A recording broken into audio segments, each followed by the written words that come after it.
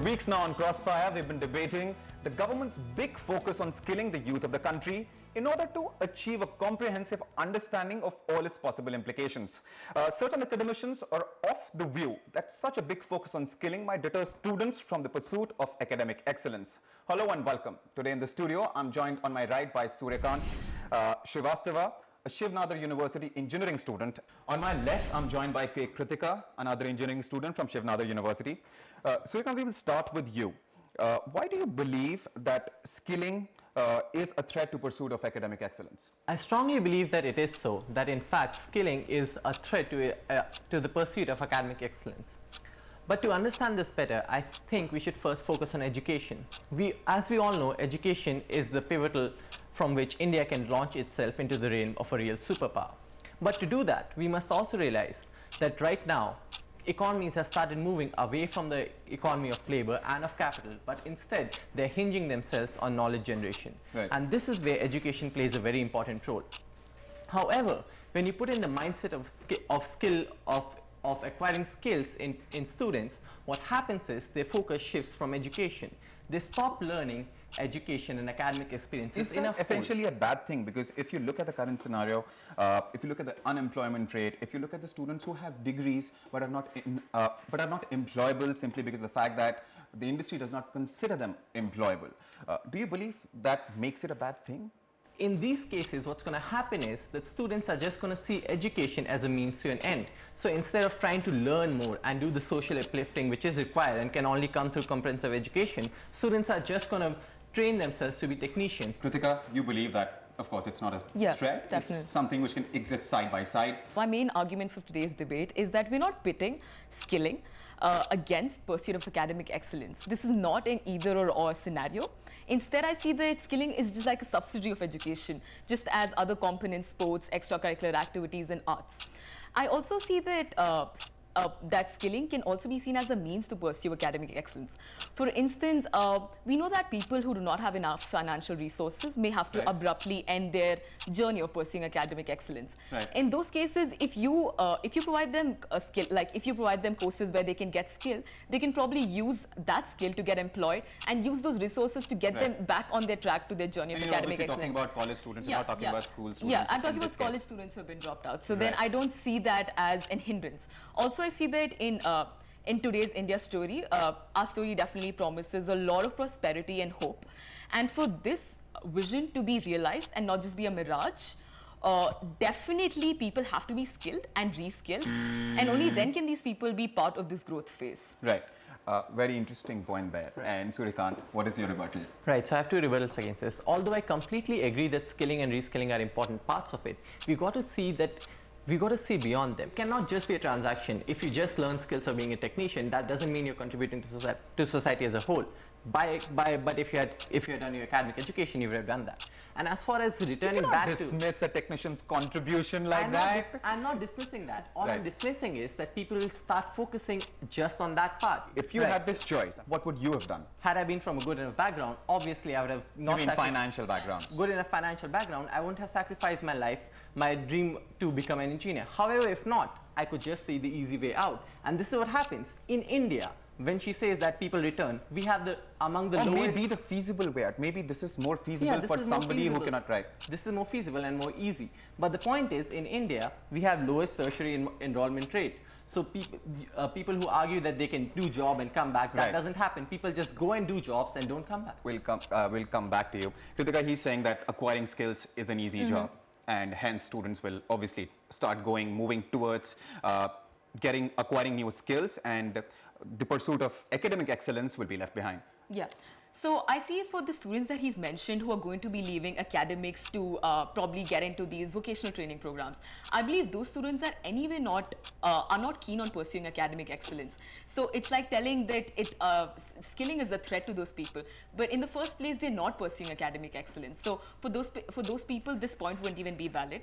On the second hand, I think it's a very interesting point that you said about technicians' job being looked down upon. So I think another angle to this would be, I think skilling should not just be seen as a separate standalone course. Of course but not, it should yes. be part of our curriculum so that people who are also becoming engineers, who are also becoming doctors, can also learn and understand these skills. And so when they learn about these skills, they learn to value it better, and there'll be a dignity of labor. Right. So I don't see them just being courses, but then part of our curriculum as well. Kritika, I'm going to ask you the same question that I asked Suryakant. If you had a choice, would you have gone out and acquired a new skill? Funnily enough, my answer will be pretty similar to Suryakant's. If I'm from a financially well background, I think I would have the financial resources to pursue my dreams. But then if I do not have that background, then I think, again, coming back to the point that I just said, that I will not have enough financial resource to pursue my dreams. And then I think I will take a skilled job. Right. And if I really want to pursue my academic excellence, then I will use that job, and whatever income that I get, I can enroll in long distance programs and other options out there. So I see a very interesting problem emerging here. That is economic stratification. Yeah. So we're talking about the fact that people who can go for education, of course, obviously comes at a cost. We all know how much getting an MBA or an engineering degree costs. So for those who can go for it, money is the criteria, not really the interest. I think you're right on many aspects, but one key aspect that we're missing that will eventually happen when we focus on skilling is that there will be students who want to do that, who are capable enough to do that. But just because of their background, they feel the burden, or else they are made to feel responsible by the family and by the society that instead of pursuing their dreams, they should just enroll in a vocational course, learn a skill. And that is where we think will be the real loss to academic excellence in India. Another point which becomes very important when you're talking about skilling, and that is, that's the note that I opened the show on, debate on, and that was that it could lead to stopping students from the pursuit of academic excellence. If you look at the number of research students, we always talked about research and how it should be the big focus. We spend hundreds and thousands of crores every year on our defense budget. While you want planes, you have to go to Germany and buy it from Germany or UK or France, submarines, and all of that. So don't you think that such a big focus on skilling will just lead to India becoming the manufacturing hub of the entire world, because there'll be an abundance of cheap and skilled labor? Right, I do believe that, and it actually concurs with the point which I'm trying to make, because if we keep on doing this, we'll be on the same path. As you said, right now we are the second largest importer of weapons in the world. Right. We spend so much money on doing that. That's just one area, of course. That's just one area, and there are lots of technologies. We are importing medical technologies from outside. Yes. In fact, we are a hub of software, but we cannot manufacture hardware. Right. And if we keep focusing on skilling, that is where we are promoting students to go to easy, cheap jobs, but not to actually make advances in research. Right. Because they have an easy way out. Your response? Yeah, so exactly like I was saying, out here we're looking at this situation like saying if you're doing skill jobs, or if you're just going for these programs, you're not being able to produce that much research. And but you feel that it's not a holistic... Yeah, I feel that's not necessary. I feel in a holistic approach, we can take both of these things forward. Right. And in a current situation, if you see when the Skill India program, which has been started up, and when we have the industrial training centers and industrial training institutes, a lot of these institutes, the people that they get in are not from the organized sector. So those are people who have anyway dropped out from their schooling, and they are in the unorganized sector. So those were people who were not pursuing say research or some other work. They were pursuing unskilled job. So you're basically actually skilling them and getting them at a higher level.